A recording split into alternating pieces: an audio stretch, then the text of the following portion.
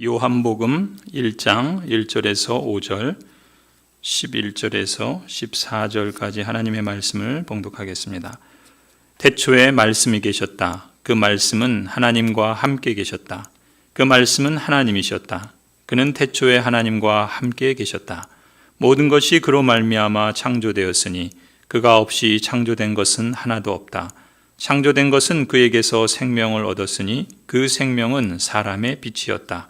그 빛이 어둠 속에서 비치니 어둠이 그 빛을 이기지 못하였다. 11절입니다. 그가 자기 땅에 오셨으나 그의 백성은 그를 맞아들이지 않았다. 그러나 그를 맞아들인 사람들, 곧 그 이름을 믿는 사람들에게는 하나님의 자녀가 되는 특권을 주셨다. 이들은 혈통에서나 육정에서나 사람의 뜻에서 나지 아니하고 하나님에게서 났다. 그 말씀은 육신이 되어 우리 가운데 사셨다.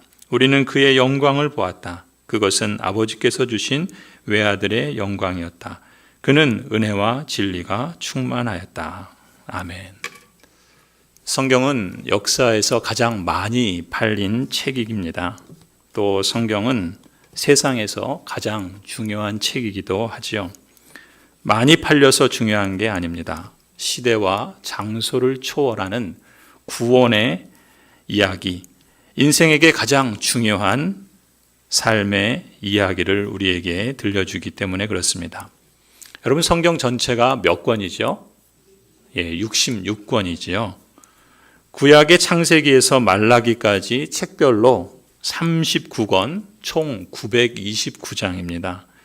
그리고 신약은 마태복음에서 요한계시록까지 각 책별로 27권에 260장입니다. 그래서 신구약 성경을 장으로 따지면 도합 1189장이 되지요. 결코 작은 양은 아니지 않습니까? 그런데 놀라운 점은 올해 우리가 한 해를 시작하며 그리스도의 성전으로 성장하자, 즉 영적 성장의 해로 삼고서 그 기치 아래 한 해를 출발했습니다. 그리고 1월 첫 주부터 이제 12월 한 해를 마무리하는 이 즈음까지 여러분들께서는 도합 42,174장의 성경을 읽었습니다. 여러분이 읽은 성경을 양으로 추산해 보면은 신구약 성경 66권을 35번 읽고 36번째 절반 정도를 읽은 셈입니다. 매우 고무적인 일이라고 할 수 있겠죠. 여러분의 열심과 또 함께 참여한 모든 성도들, 또 여러분 모두에게 박수를, 또 칭찬의 말을 보내드리고 싶습니다. 같은 글을 100번 읽으면 그 뜻이 저절로 드러난다는 옛말이 있죠. 독서 100편 의자현이라 라는 말이 있습니다. 믿음은 말씀을 읽고 들음에서 난다라고 성경은 말하고 있지요. 그런 점에서 보면 머자나 성경 말씀이 이처럼 꾸준히 지속적으로 성경을 읽는 여러분들에게 그야말로 그 책 자체가 스스로 열려지는 그러한 책이 되기를 기대합니다. 그런데 여러분, 신구약 성경을 꾸준히 읽으시는 분들은 이미 아시겠지만 성경을 부분 읽다가 보면은 전체 맥락과 흐름을 놓치기가 쉽지요. 그걸 보완하는 방법이 그 성경의 각 단락이 전체에 어떻게 연결되어 있고 또 어떻게 전체 맥락 속에 위치하고 있는지 그것을 짚어보는 것입니다. 그래서 내년에는 여러분이 성경의 흐름을 짚어가면서 읽을 수 있도록 도움이 될 만한 성경 읽기표를 여러분에게 제공해 드릴 계획입니다. 여러분이 그 표를 따라서 차근차근 꾸준히 읽어가시다 보면은 여러분도 어느 순간에 이 성경 이야기 전체에 흐르는 일관된 하나님의 뜻과 또 하나님의 그 말씀, 특히 그 말씀 속에 흐르는 맥, 하나님의 구원 이야기에 말하자면 광맥을 캐는 그런 즐거움을 맛볼 수 있으리라 저는 기대합니다. 오늘은 예수 그리스도의 오심을 기념하는 대림절 기간 중입니다. 그리고 예수 그리스도께서 오심을 감사하고 찬송하는 성탄절을 앞두고 있습니다. 그래서 오늘 저는 여러분과 함께 성경 전체가 바로 메시아 그리스도, 예수 그리스도에게 초점을 삼고 있으며 또 어떻게 그를 기다리고 또 소망하는지에 대해서 함께 살펴보려고 합니다. 사실 신구약 성경의 모든 내용은 전체 66권에 해당하고 1200장에 가까운 그 긴 말씀들은 사실은 하나의 이야기를 담고 있다고 해도 틀리지 않습니다. 요즘엔 프레임이라는 표현을 많이 써서 익숙하리라 생각합니다. 은어로 하면은 왁구 짠다 그러죠. 이 하나의 틀을 이제 프레임이라고 말하죠. 이 성경의 핵심 내용을 마치 하나의 프레임으로, 하나의 틀로 만약에 맞추게 된다면 이 성경은 하나의 큰 이야기라고 말할 수 있고 그 이야기의 핵심 내용들은 창조와 타락과 구속과 완성이라고 하는 이러한 흐름을 갖고 있습니다. 그야말로 창조, 타락, 구속, 완성이라고 하는 큰 틀을 가지고 하나님께서는 역사 속에서 하나님의 구원의 그 행사들을, 구원의 일들을 이루어 가신 것을 보여주고 있고 또 그 하나님의 일하심에 하나님의 백성들과 이 세상이 어떻게 반응했는가 또 반응해야 하는가라는 것을 들려주는 큰 이야기, 말하자면 메가스토리가 바로 성경의 이야기라고 말할 수 있습니다. 다시 말해서 하나님께서 세상과 사람과 모든 만물을 창조하셨죠. 그것이 창조입니다. 그런데 인간이 하나님께 불순종하여 타락하게 됩니다. 인간의 타락은 모든 만물의 타락을 가져오고 그래서 하나님께 거스르고 그로 인해서 죄와 또 그 결과로 인한 죽음이 이 땅 가득하게 되지요. 하지만 하나님께서는 사람을 포기하지 않으십니다. 그리고 하나님께서 지으신 세상을 포기하지 않으시죠. 아니, 하나님은 사람과 세상을 사랑하시기 때문에 구원하십니다.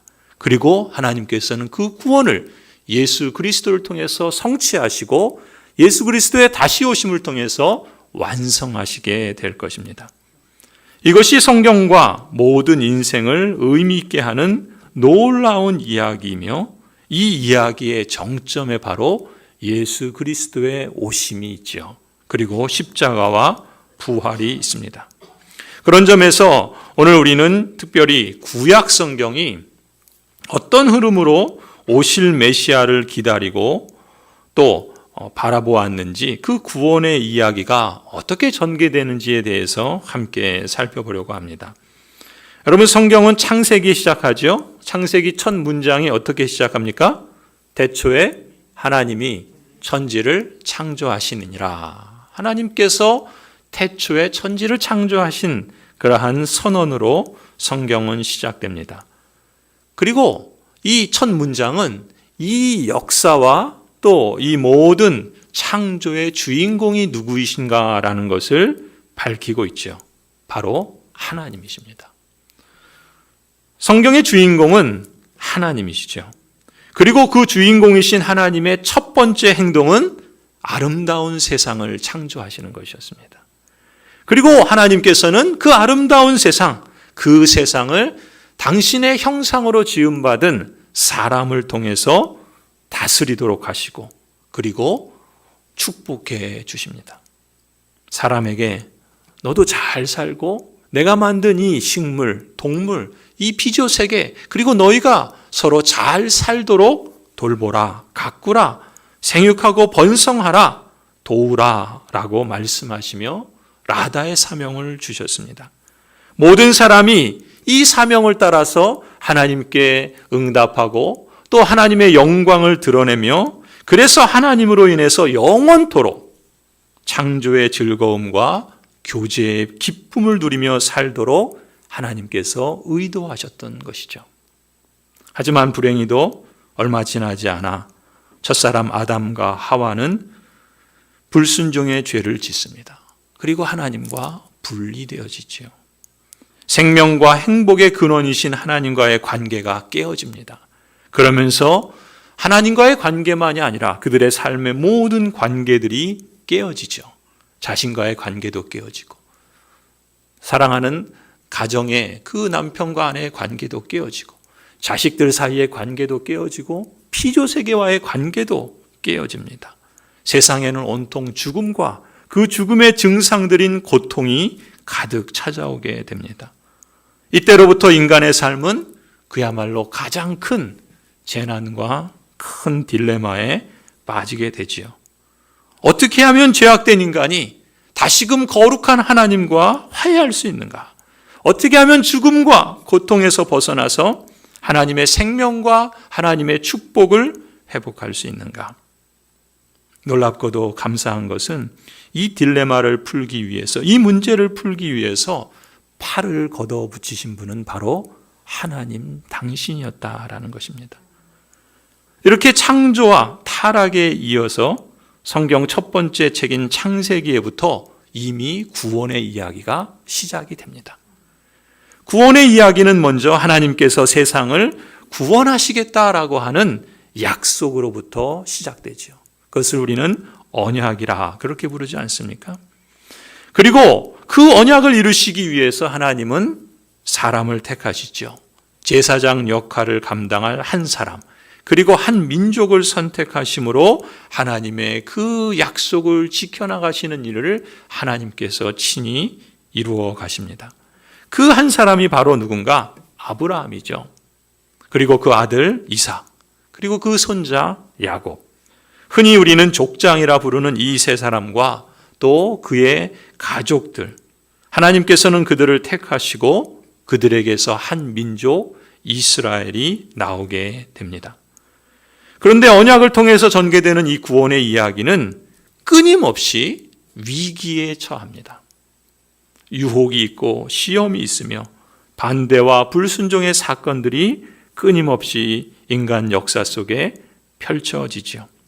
가령 아브라함이 나이가 많아서 아들을 낳을 수 없을 때, 이삭을 속인 야곱이 형 에서마저 속이고 가나안 땅을 떠나 도망칠 때 그렇고, 야곱의 아들들이 요셉을 노예로 팔아넘기고 나머지 형제들도 기근으로 가나안을 떠나서 애굽으로 이민을 떠날 때도 그렇고, 이 한 사람 그리고 그 가족, 더 나아가서는 한 민족을 제사장으로 삼아서 구원의 역사를 이루고자 하시는 그 하나님의 언약과 그 하나님의 계획은 하나님께서 부르신 언약 백성들의 불순종과 무지와 욕심으로 인해서 마치 수포로 돌아갈 듯한 장면들이 성경 곳곳에 끊임없이 전개됩니다. 하지만 하나님께서는 구원을 약속하실 뿐만 아니라 친히 성취하시는 언약의 하나님이시죠.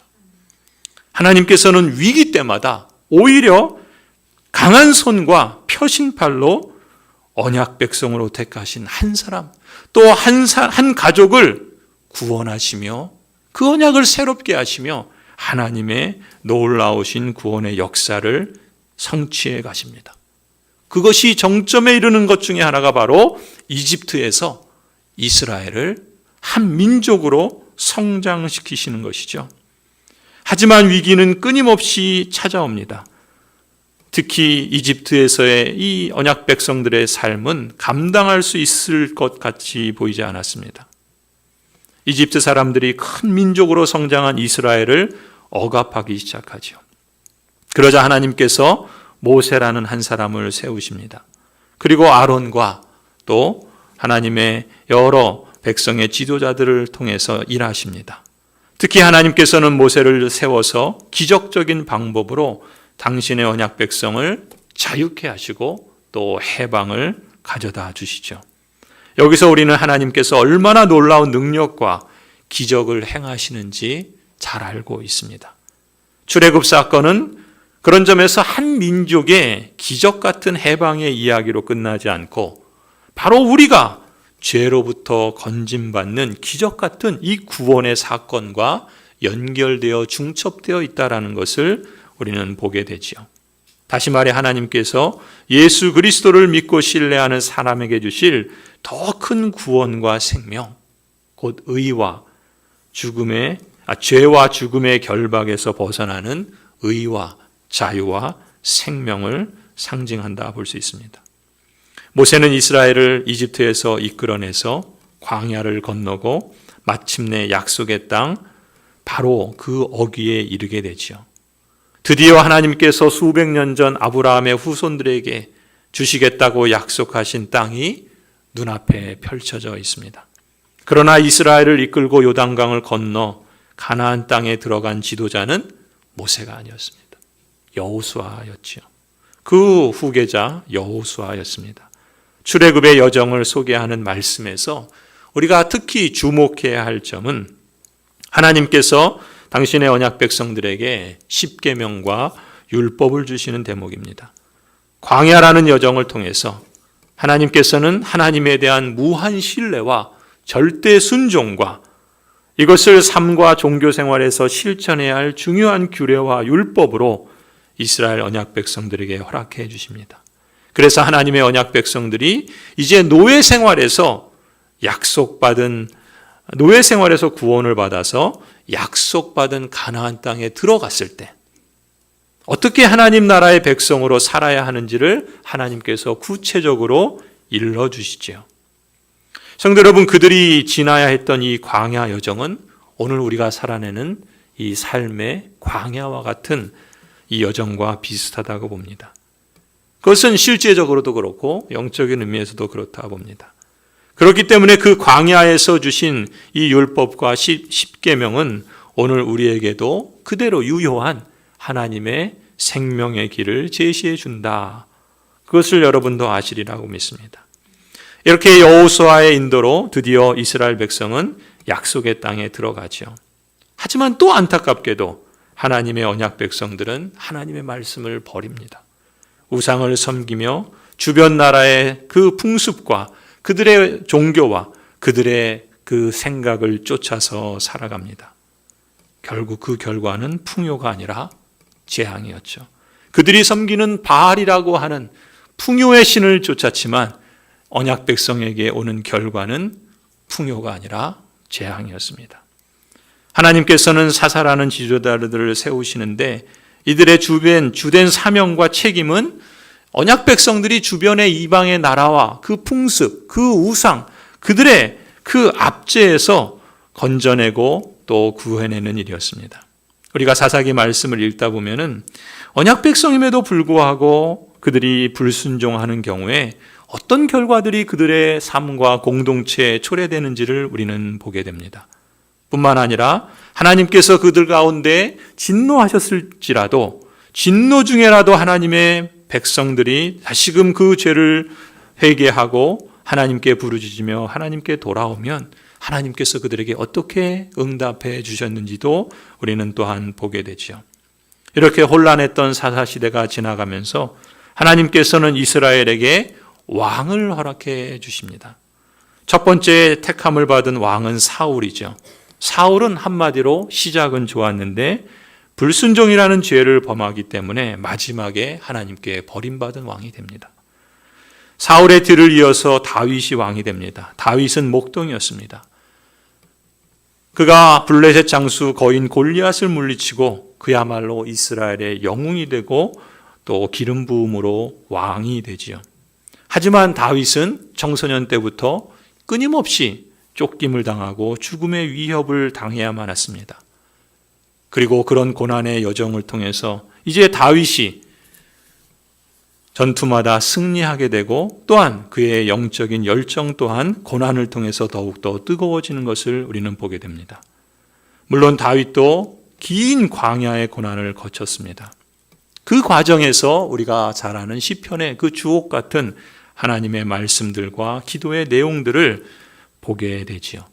우리는 그 시편을 묵상하며 다윗이 고난 속에서 하나님의 사람으로 성숙해 갔다라는 것을 보게 됩니다.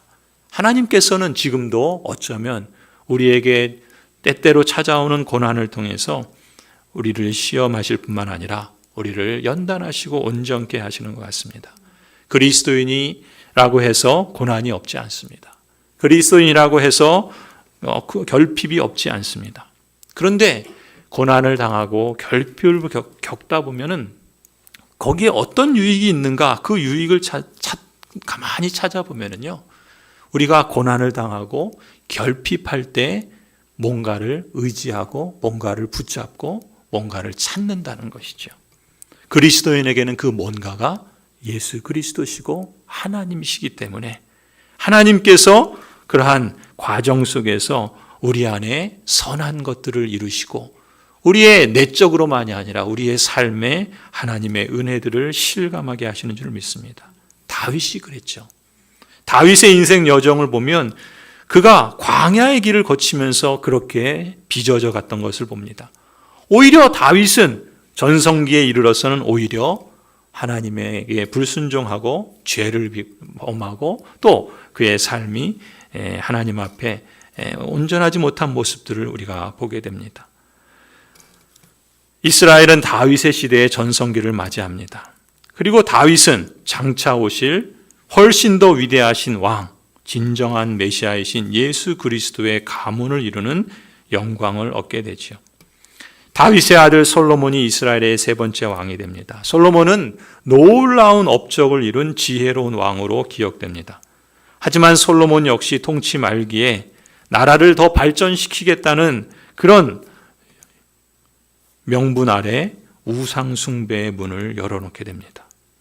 시간이 흐르면서 크고 작은 타협들이 빌미가 되어서 하나님의 언약 백성들은 하나님을 떠나게 되고 주변 나라들의 거짓 신들을 뒤쫓게 되고 곳곳에 자기 나름대로의 우상들을 섬기며 그것이 마치 하나님인 것처럼 착각하며 신앙생활을 계속해 나가지요. 이스라엘의 이러한 우상 숭배는 두 가지를 겸하여 섬기는 것에서부터 드러났고 그 결과는 엄청난 재앙을 초래하죠. 결국 예루살렘은 무너집니다.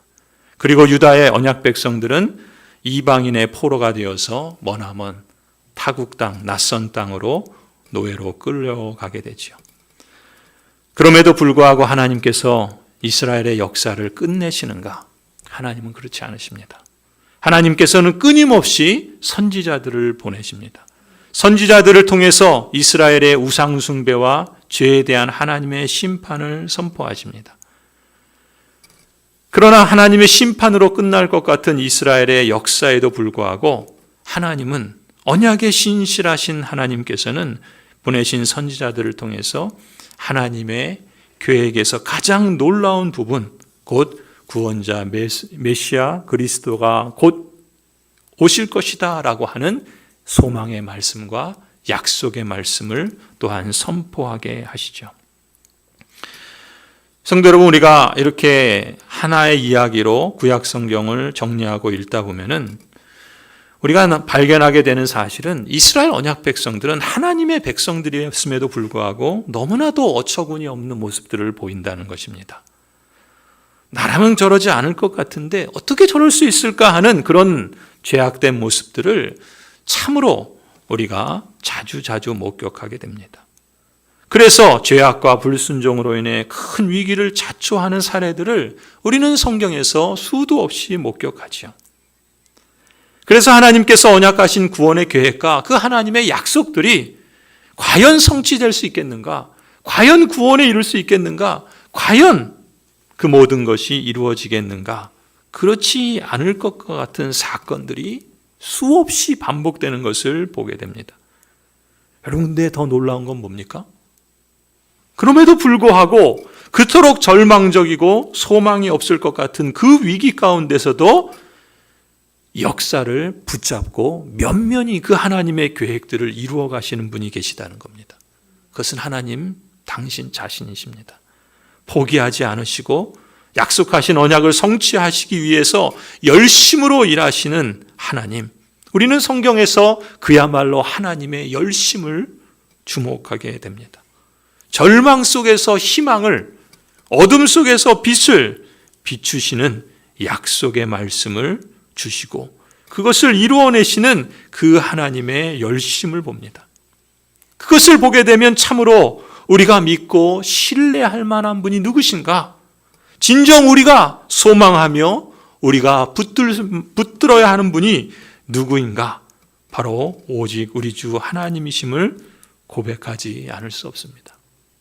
성도 여러분, 여기서 우리가 주목해야 할 사실은 이러한 위기의 대목마다 하나님께서 그치지 않고 하나님께서 역사하시는 방식입니다. 하나님께서는 위기의 대목마다 말씀을 선포하십니다. 그리고 그 말씀의 핵심은 다름 아닌 임마누엘입니다.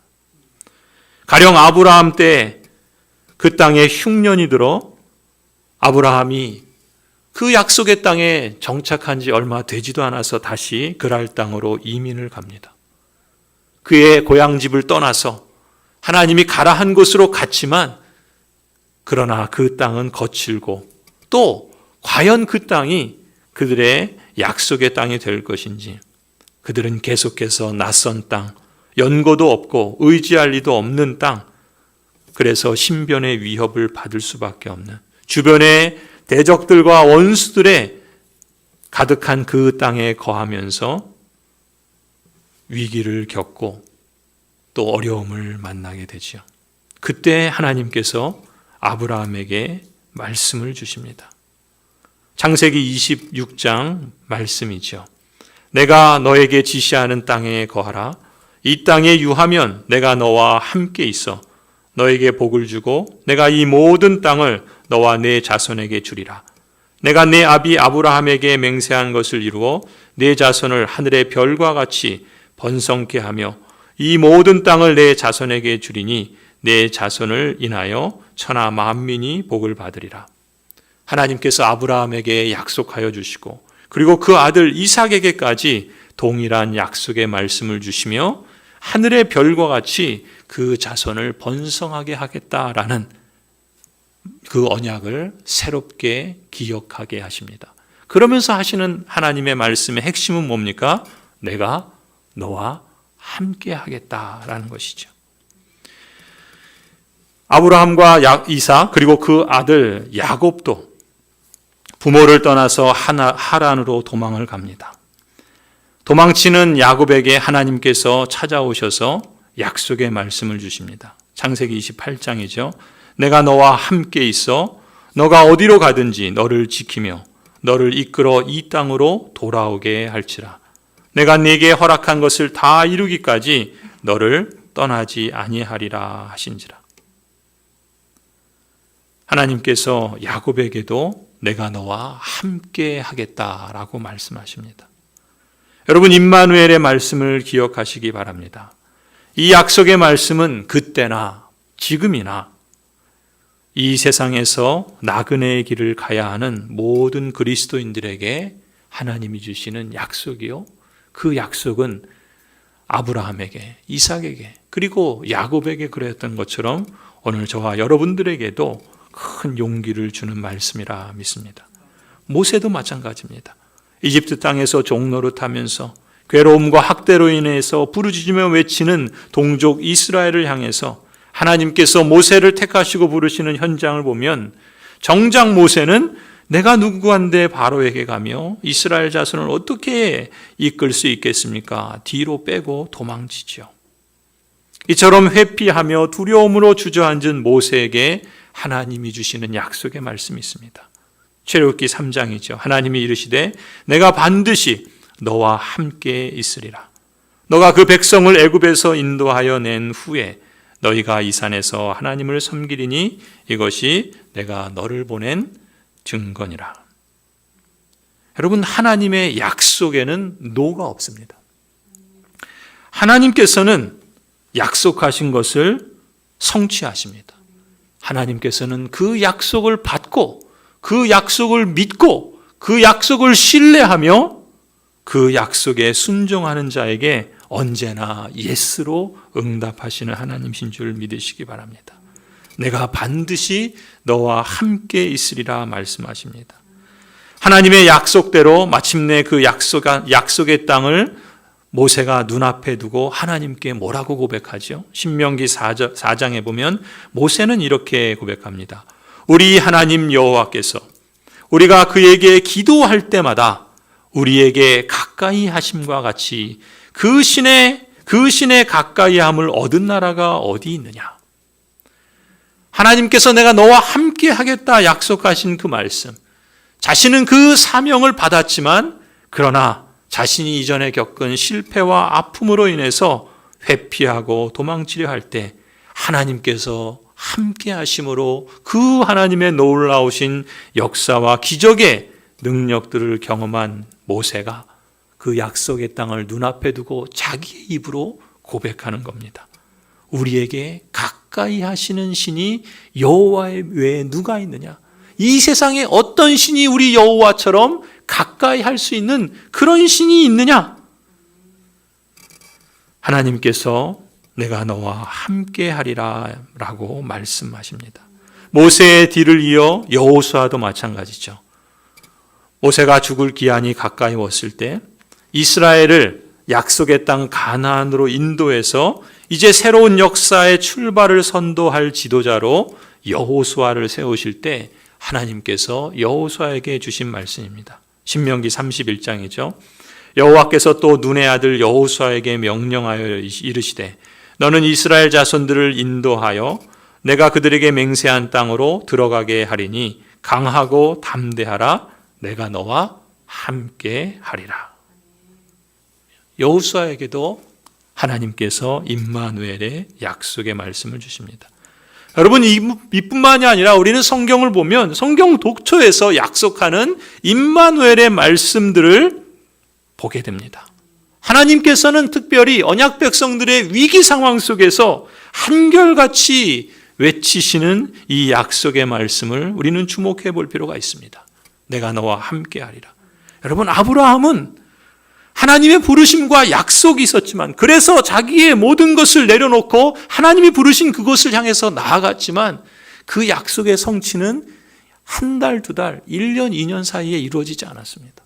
15년이 지나고 25년이 지나고 숱한 세월들을 하나님의 침묵 가운데 기다리며 그 약속의 성취를 바라봅니다.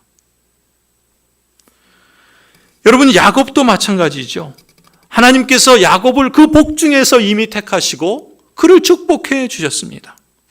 그러나 야곱은 자기 방법대로 자기 속임수로 그 하나님의 복을 얻으려고 하다가 오히려 그 올무에 빠지게 되고 그 올가미에 스스로 빠지게 되죠. 그래서 모든 것을 잃고 혼자서 외롭게 하란으로 향해서 도망치지 않습니까?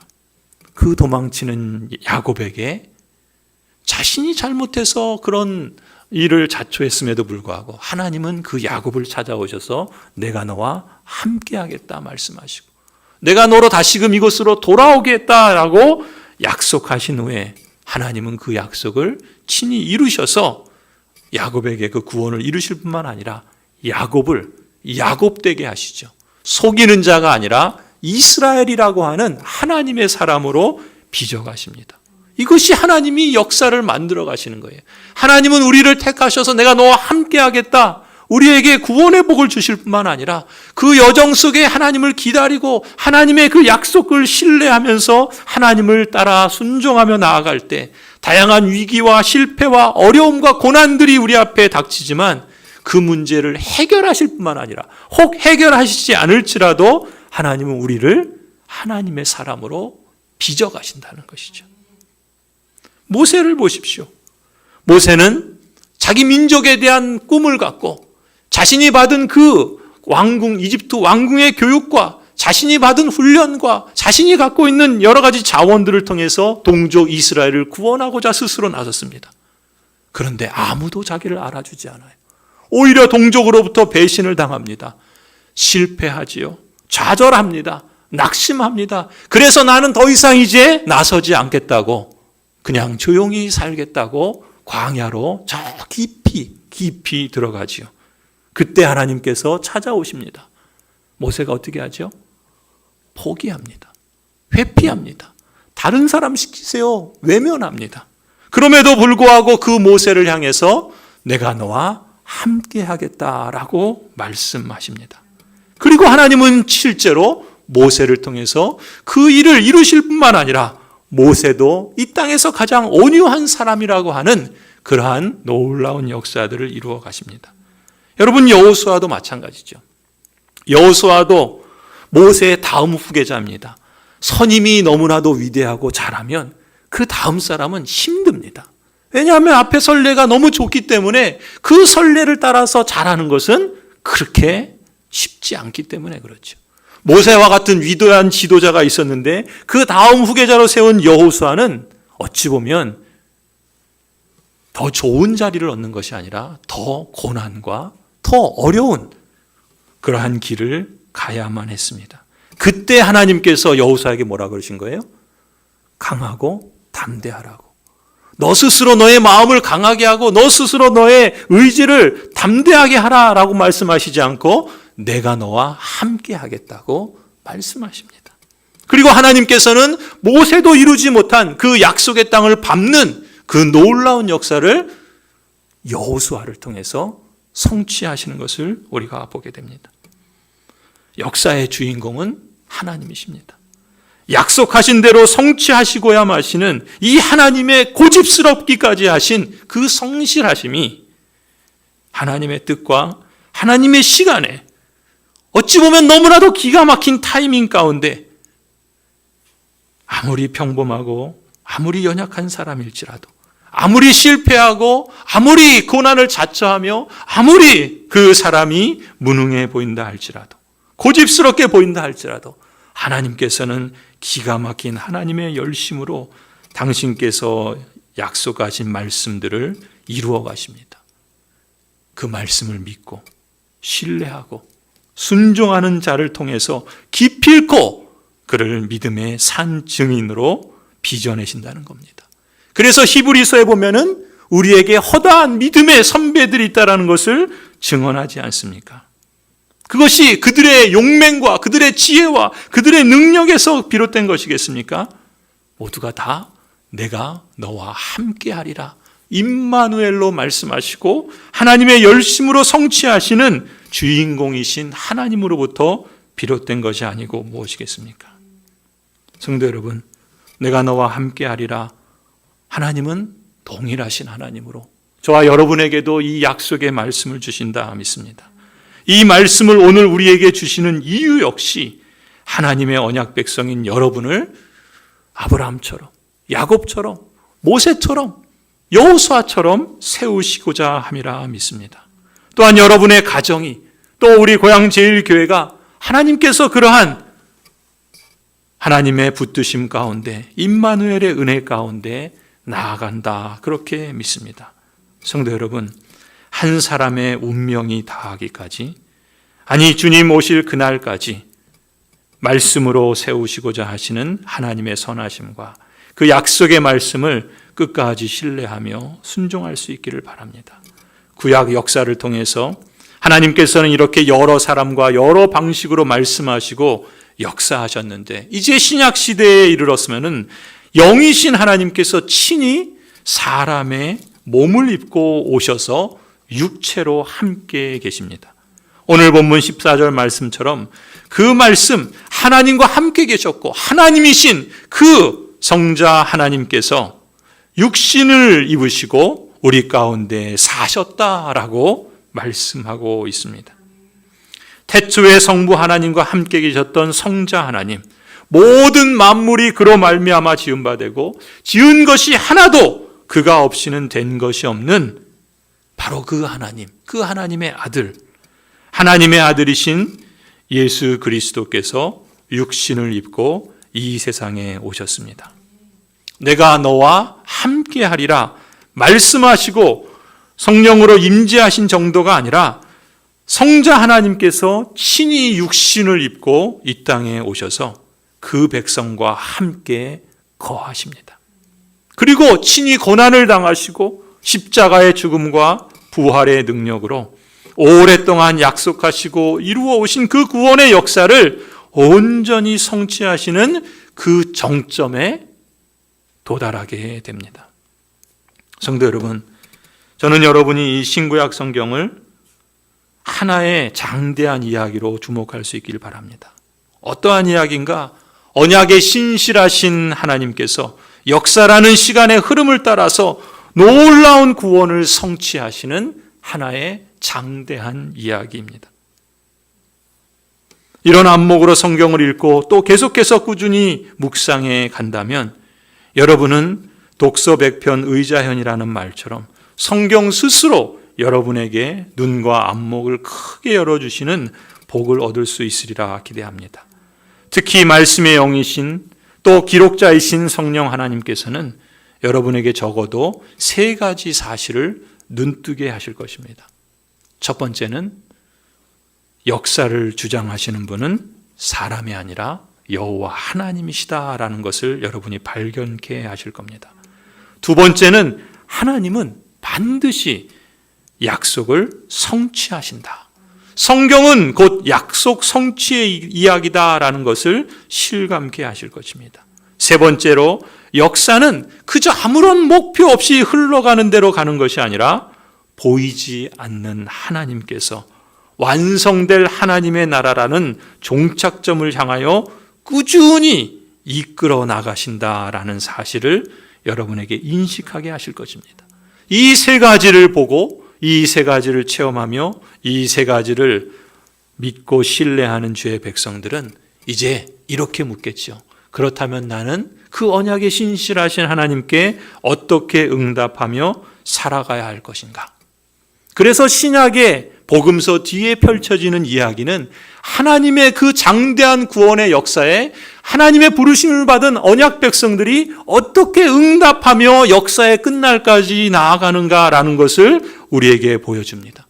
그건 달리 말하면 하나님께서 친히 이루신 그 구원의 놀라운 역사들을 이제 이 땅에서 하나님은 택하여 부르신 하나님의 백성들과 교회들을 통하여 하나님의 그 장대한 구원의 역사를 마무리해 가신다는 것입니다. 물론 하나님께서 임마누엘로 친히 성취하시고 완성하실 겁니다. 그런데 하나님은 그 하나님의 부르심, 임마누엘의 약속을 믿고 신뢰하며 순종하는 언약 백성들, 그 언약 백성의 공동체인 교회를 통해서 그 놀라운 역사를 이루어 가신다는 것입니다. 성탄이 우리에게 의미 있는 것은 이미 오신 예수 그리스도의 그 구원과 그 놀라운 생명의 역사를 우리가 감사하고 찬송하는 점에서 의미가 있을 뿐만 아니라 이제 우리가 이 땅 속에서 하나님께서 그 완성해 나가신 구원의 역사 속에 우리는 이 세상 가운데 우리 이웃들에게 하나님의 나라가 여기 있습니다. 그리고 하나님의 나라가 이렇게 완성될 것입니다라는 것을 우리의 손과 발로, 우리의 물질과 기도로, 우리의 헌신과 눈물과 땀으로 그것을 직접 보여주는 그런 동반자로, 제사장으로 우리를 사용하시기를 기뻐하신다는 겁니다. 그런 점에서 성탄의 계절이 우리에게는 의미 있는 것 아니겠습니까? 제가 기도하고 바라는 바는 성령 하나님께서 그리스도인으로서 우리 모두에게, 여러분 자신에게, 또 교회적으로 이 사실을 적용시키시고 또 그것을 이루어가는 사람으로 여러분에게 소원을 주시고 행하여 주시기를 기도합니다. 그래서 내 삶의 역사를 주장하시는 분이 하나님이시요 하나님이 주어다라는 사실, 그래서 우리 안에 일어나는 삶의 모든 과정들, 우리가 알거니와 하나님을 사랑하는 자 곧 그의 뜻대로 부르심을 입은 자들에게는 모든 것이 합력하여 선을 이룬다라는 이 하나님의 말씀이 여러분을 통해서, 우리 교회를 통해서 드러나게 하실 줄 믿습니다. 그래서 하나님은 약속을 반드시 성취하실 것입니다. 여러분 안에서 그 구원의 착한 일을 시작하신 그리스도께서 그리스도의 예수의 날까지 반드시 성취하실 것을 우리는 확신합니다. 성도 여러분, 그리고 우리의 삶의 역사에는 목적이 있다라는 것이죠. 하나님은 여러분의 인생이 그저 아무런 목표 없이 흘러가는 대로 놔두시는 분이 아니십니다. 하나님 나라의 시민으로서 예수님을 닮은 성숙한 여러분으로서 빚어가시고자 이 완성이라는 종착점을 향하여 친히 이끌어 나가고 계십니다. 그런 점에서 우리는 마땅히 책임 있는 제자로서 성실하게 또 신실하게 응답하는 삶으로 응해야 할 줄로 믿습니다. 여러분, 한 해 동안 성경 읽기를 하고 성경 필사를 하고 매일 성경 일용할 양식을 묵상하고 말씀으로 삶을 해석하고 기도로 세워가는 이 영적 성장에 함께 참여한 모든 분들에게 성령 하나님의 은혜와 축복을 더욱더 충만케 해주시기를 기원합니다. 혹 여러분 가운데 올해는 다소 미진했지만 그래서 좀 아쉬움이 있는 성도들이 할지라도 이제 새해를 맞이해서 새롭게 시도해 보시기를 권해드립니다. 무엇보다 육신으로 함께 계셨던 하나님께서 이제 여러분의 삶에 살아있는 말씀으로 함께 계셔서 임마누엘의 하나님께 찬송과 감사로 제사를 드리며 하나님께서 이 역사를 친히 구원하시고 완성해 가시는 그 여정 속에 여러분도 다 함께 믿음의 응답으로 그 복된 길을 하나님의 부르신 제사장으로 살아가는 복된 인생이 되기를 간절히 축원합니다. 기도하시겠습니다.